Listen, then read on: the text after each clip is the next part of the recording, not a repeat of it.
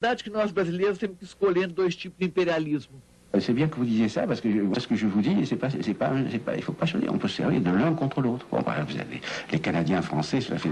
Ça on fait, voilà. mais Oui, les Canadiens français, moi j'ai forgé la notion de double domination. Alors, on me dit toujours, voilà, c'est des preuves, j'ai dit ça à Montréal, j'ai dit, vous savez, voilà, bon, quand même, je ne suis pas idiot, j'ai constaté, vous savez, moi aussi, je viens d'un pays dominé, moi aussi, j'avais un accent dans ma jeunesse, j'en ai encore un peu, etc. Moi aussi, je sais ce que c'est que d'arriver à Paris et de se faire prendre pour un plouc parce qu'on a un accent pas conforme. Bon, alors après avoir dit ça, je dis maintenant voilà, maintenant on va pas rigoler. Bon, pourquoi êtes-vous francophile? Pourquoi, etc. Bon, parce que ça vous permet de faire chier les Américains. Bon, là, c'est très bien, mais il faut savoir que vous échappez à une domination pour tomber dans une autre. Bon, et donc il faut tirer parti de cette double domination. Alors une double domination, on peut jouer un dominant contre un autre, on peut se servir de ce rapport dominant contre l'autre. Voilà. Bon. Então não podemos pretender uma cultura, uma produção intelectual independente? Oui, alors ça, écoutez, alors là, je vais citer un livre qui était, c'est un livre je peux là encore, c'est comme pour 2 années, je peux pas dire c'est une élève, c'est Pascal Casanova qui a fait un livre qui s'appelle La République mondiale des lettres, où elle parle magnifiquement d'ailleurs de Mario de Andrade, de Macunaíma, bon, vous verrez, et bon, elle montre que bon, il y a un mouvement de libération, voilà, possible en littérature, donc, comme il y a un mouvement de libération, et elle fait une théorie. Alors c'est pareil, c'est pas du tout bon, je prends le drapeau, je dis je vois écrivain de tous les pays, unissez-vous, faites la révolution, etc. Elle dit pas ça, elle décrit des mécanismes de domination dans des univers qui normalement sont vus comme des univers iréniques, des écrivains, ils se réunissent, ils sont tous égaux, monsieur Mario de Andrade, il va rencontrer monsieur, ils sont tous pareils, voilà. Non, en fait, elle dit, dans des rapports entre les écrivains, il y a des rapports de domination. Bon, il faut se faire traduire, si on ne se fait pas traduire à Paris, on est mort, que c'est ça ou la mort. Alors elle cite des exemples magnifiques d'un type, je ne sais pas ce qu'il était, d'un pays d'Afrique, qui a voulu faire le zoulou, c'est ça me revient. Attends, je ne sais plus son nom, c'est magnifique. Il a voulu faire du Joyce en zoulou. Voilà. Ce type, il voulait faire le roman d'avant-garde, le monologue intérieur, les trucs les plus raffinés en zoulou. Voilà, il a fait un peu, puis après, il a fait en anglais. Hein. Sinon, c'était la mort. Bon, voilà. Alors, voilà le problème. Et ça, en décrivant des trucs comme ça, je vous assure qu'elle a un effet libérateur, parce que ça s'applique aussi à la sociologie, ça s'applique aussi à la philosophie, ça s'applique à tout. Alors, je suis content de finir là-dessus, parce que là, c'est un message de libération. Là. O senhor acha que está vendo uma volta ética, como propõem alguns intelectuais, como forma de construir, ou melhor, reconstruir uma nova racionalidade política? Non, je suis assez sceptique hein, je pense que c'est très difficile de donner une force sociale à l'éthique. Alors, je suis tout à fait pour l'éthique. Je pense que, par exemple, dans le monde intellectuel, s'il y avait un peu plus d'éthique, enfin, bon, ça changerait beaucoup le monde intellectuel. Pour donner une force politique à une éthique, il faut être très fort. Il faut être très fort. Voilà. Surtout si cette éthique est à contrepente des forces dominantes, etc. Bon, alors on peut exalter les vertus de résistance, etc. Mais bon, moi je crois que c'est un alibi, c'est une manière de ne pas faire de la politique, voilà, pour dire franchement, voilà, c'est une manière de ne pas faire de la politique. Alors je reviens, j'ai un peu l'esprit d'escalier, hein, mais depuis le début, je vous dis, enfin pourquoi la politique. Je pense que une des choses importantes, une des motivations importantes pour avoir envie de comprendre le monde, c'est d'avoir un intérêt politique pour le monde. Ce qui ne veut pas dire avoir une prise de position politique. On sort de l'indifférence, on n'est pas un pur spectateur. Et ça va contre un des préceptes de la méthodologie officielle. Donc on a mis ça sur le compte de Max Weber, ce qui est un paradoxe. Max Weber effectivement a parlé de neutralité axiologique. Bon, il veut dire qu'il ne s'agit pas de faire des jugements de valeur. Bon, ça, c'est très bien. Mais il n'a jamais dit qu'il fallait être indifférent au monde social. C'est un type qui il a été engagé tout le temps. Les gens qui parlent d'éthique en ce moment, en sociologie, c'est des faux culs. Voilà. Je ne sais pas si ça se traduit en brésilien. Ça, c'est des gens qui n'ont pas le courage quoi, de prendre le monde comme il est et de se prendre eux-mêmes comme étant ce qu'ils sont. Parce que en parlant de morale, ils ne parlent pas de politique. Or, il est question de ça dans le monde. Voilà. Donc, ils prennent une position politique. Mais chic. Parce que si vous dites éthique, très bien, vous passez partout. Então falemos de moral de outra maneira. O senhor acha que a massa enorme de sofrimento produzido pelo neoliberalismo, como a que vemos no Brasil, miséria, violência, exclusão, sentimento de insegurança e de incerteza sobre o futuro, poderia um dia provocar um movimento capaz de acabar com ele? Alors ça, c'est une question très difficile.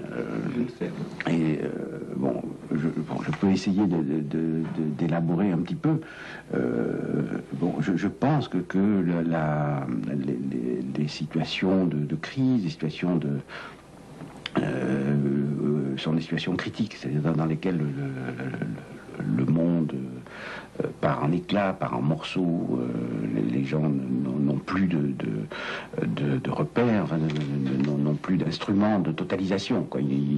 Voilà. Alors, effectivement, ça c'est Max Weber dit ça, il dit la fonction de la religion principale, c'est de tenir ensemble, de donner une sorte de cohérence pratique. C'est pas une cohérence théorique, mais de faire en sorte que on s'y retrouve, on comprend, on sait s'il faut mettre une cravate ou pas en mettre, enfin, on sait s'il faut, je sais pas, s'il faut manger ça plutôt que ça, etc. Bon, ça totalise, ça permet de donner sens et cohérence à l'existence.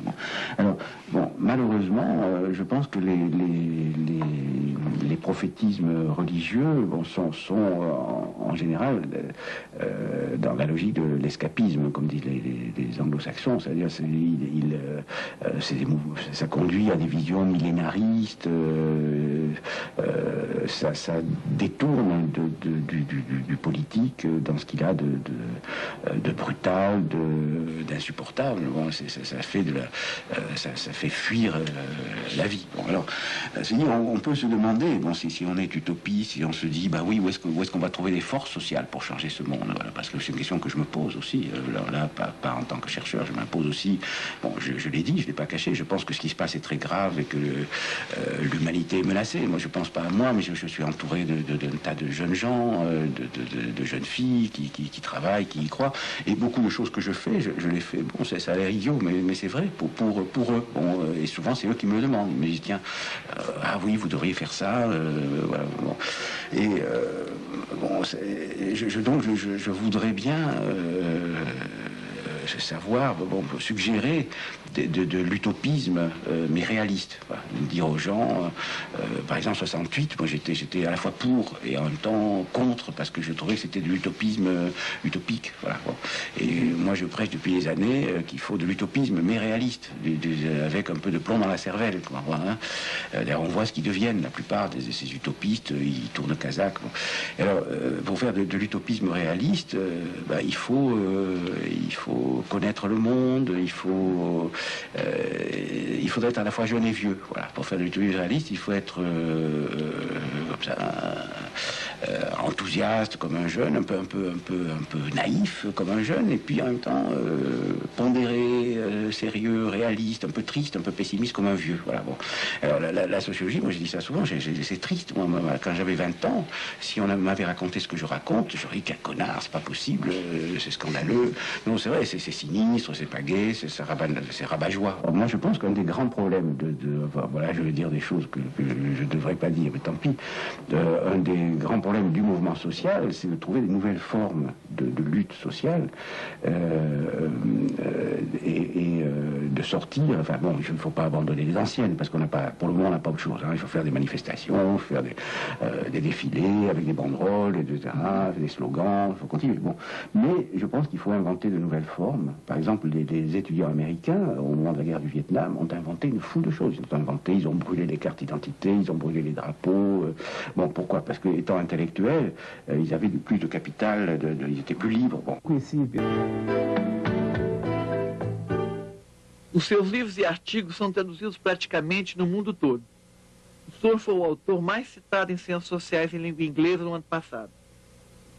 O senhor tem uma ideia de que maneira seu trabalho é utilizado e visto nos diferentes países onde é difundido? Em outras palavras, o Bourdieu da França é o mesmo que o da Alemanha, do Japão, dos Estados Unidos? E como o senhor vê o Bourdieu no Brasil? C'est vous qui pouvez répondre. Moi je ne... Enfin, je pense effectivement qu'il y a des réceptions très différentes que je vois quand je vais. Par exemple, c'est vrai qu'au Japon, je ne suis pas du tout lu comme aux États-Unis. Aux États-Unis, on a commencé par traduire mes travaux sur l'éducation, d'une part, et d'autre part mes travaux sur l'ethnologie. Alors comme la division du travail est très poussée, que les gens sont tout à fait enfermés dans des spécialités très étroites, etc., il a fallu 20 ans pour que les gens s'aperçoivent que c'était le même qui avait fait des trucs sur les Kabyles et des choses sur l'éducation. Bon. Alors après, ils ont traduit, je sais pas, c'est peu à peu, et il y a une espèce de Bourdieu qui s'est reconstitué peu à peu, quoi. Voilà. Mais ça a pris beaucoup de temps. Et moi, de toute façon, j'étais à Princeton dans les années 70. Il y avait un séminaire de Easton Studies, où j'allais parler de la cousine parallèle du mariage chez les Kabyles. Et puis, il y en avait un autre où j'allais parler d'histoire de l'art. Et ça n'avait aucune communication. Les gens ne se connaissaient à peine entre eux, quoi. Voilà. Et, voilà. Alors, ça donc, il y a la réception éclatée, ça tient au fait que les traductions sont faites à des moments très différents, il y a des préfaces, les préfaces on change le sens, enfin, c'est les lois habituelles de la circulation intellectuelle. Hein, bon. Il y a des décalages liés au contexte, ce que vous avez dit au début, le contexte politique. Je ne peux pas vous répondre à la question de savoir comment au Brésil. Je peux avoir, ce serait intéressant, mais bon, c'est intéressant si on avait comme ça pour un séminaire, que je vous dise, voilà, j'imagine comme ça, et qu'après on discute, que vous me disiez non, c'est pas comme ça.